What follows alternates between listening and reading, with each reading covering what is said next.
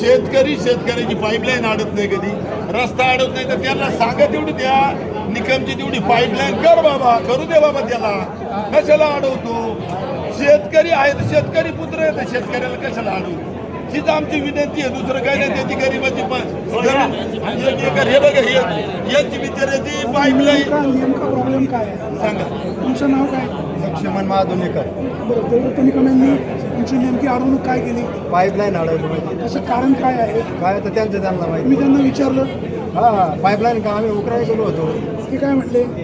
ते त्यांनी सांगितलं की त्या पाईपलाईन करायची नाही, थांबा का जरा. बरं करायची नाही? आता त्यांनी काही विचारलं तर नाही. तुमची शंका आपण दूर करू, कारण ते तुमचे अन्याय करत असतील.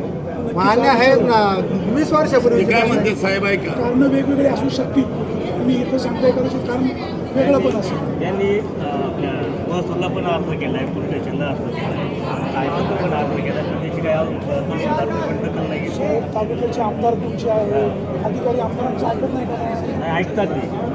या बिचाऱ्यानं अन्याय झाला आहे, दखल घेतलीच पाहिजे ना, तुम्ही पण घेतली पाहिजे ना दखल. त्यांना न्याय मिळलं पाहिजे ना. त्या 14 तारीख आहे, 14 तारीख आहे. तहसीलदार पुढं 14 तारीखला निकाल होईलच त्याचा साहेब. 14 तारीख आहे. आमचं काय म्हणणे साहेब, जर शेतकरी समजता तुम्ही स्वतःला, तर शेतकऱ्याला कधी अडवतच नाही. अडवत नाही. पाईपलाईन अडवायचं हे आमचं कारण म्हणणं आहे बाबा, तुम्ही त्याची पाईपलाईन 20 पूर्वी होती ना वर्षापूर्वीची. साहेब, ती पाईपलाईन 20 वर्षापूर्वीची.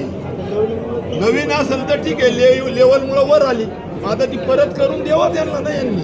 ही आमची विनंती आहे, दुसरं काय विनंती आहे साहेब. आणि शेतकरी पुत्र आहे म्हणून शेतकरी कधी शेतकऱ्याला अडवत नाही. ही आमची तुम्हाला विनंती, ही आमची तुम्हाला विनंती सर.